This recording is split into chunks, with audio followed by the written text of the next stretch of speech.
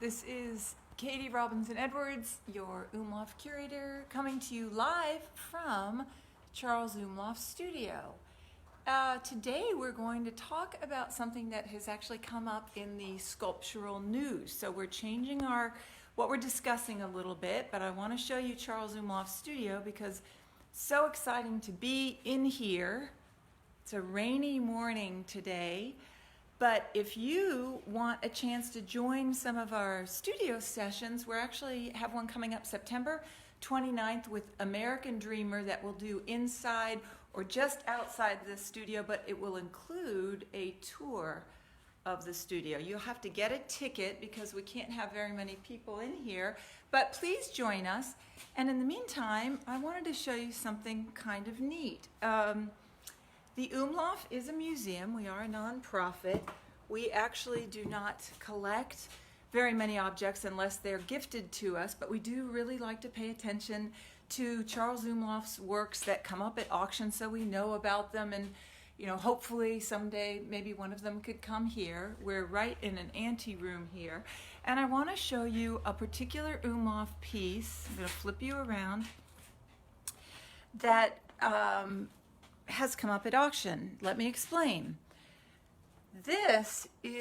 We're in an back room of Charles Umlauf's studio, and this beautiful but hideously ugly sculpture is actually an image of Saint Sebastian. It is a plaster Saint Sebastian.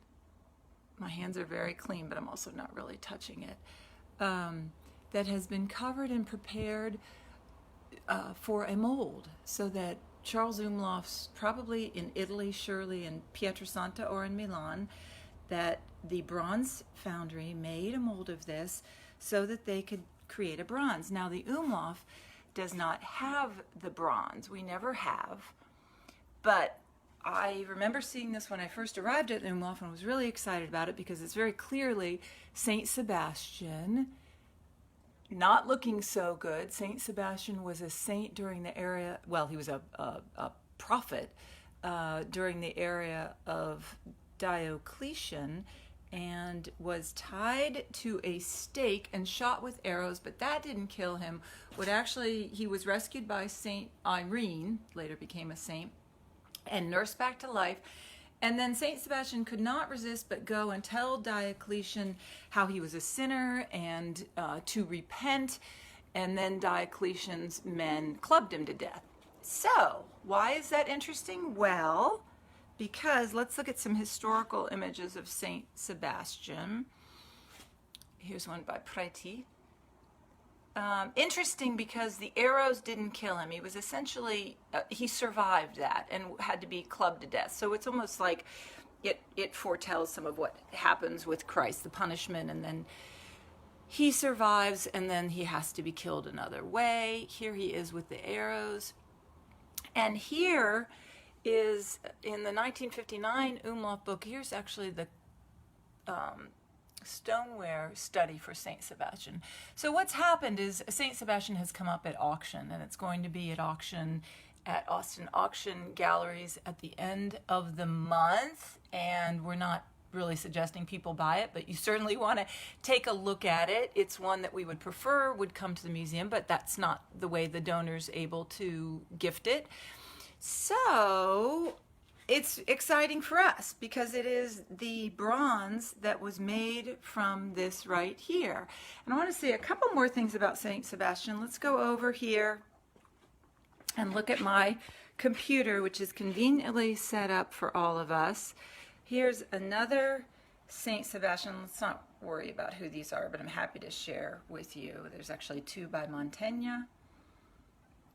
What a beautiful young man, survives the arrows, and there's the Rubens, which looking very much like Rubens.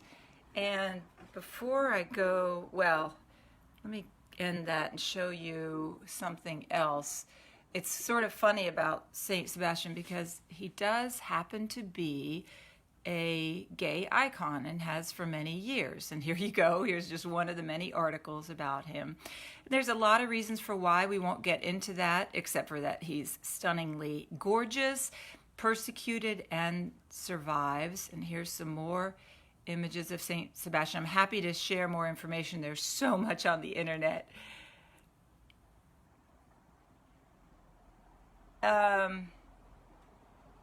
Here's a beautiful image by Dürer.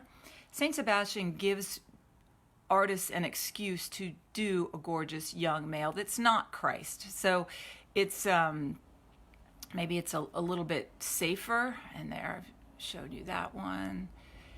So let's go back to this PowerPoint, because there's another Saint Sebastian I want to show you, which we actually had in our gallery. Very different. And that would be this one. Look at this image of James Searles here, and he's actually with the owner. Some of you will remember this absolutely incredible, gigantic wooden monolith that Searles made about 1989 that is called The Death of Saint Sebastian. This has its own story, but you can see it looks rather phallic here, which I think also links to the Saint Sebastian theme. In this case, this is multivalent, and again, we're happy to share our Searles catalog where we talk about that. But what you'll see here are all these eyes, and Searles was more thinking about it in terms of war and persecution. And that was about maybe a 1,500-pound sculpture that almost killed us, but we were so happy to have it in the gallery. So let's go back and finish with this. And this rather ugly looking Saint Sebastian that we've shown you quite a bit of gives us a little bit of insight into process and beauty, essentially. And so, as I said, the bronze version of this is coming up at auction soon. Ping us. It'd be fun to watch it. We'd love to. You could go out there safely and see it.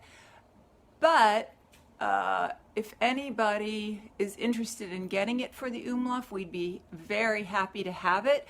But more, if someone purchases it privately, we would love to know about it and borrow it someday.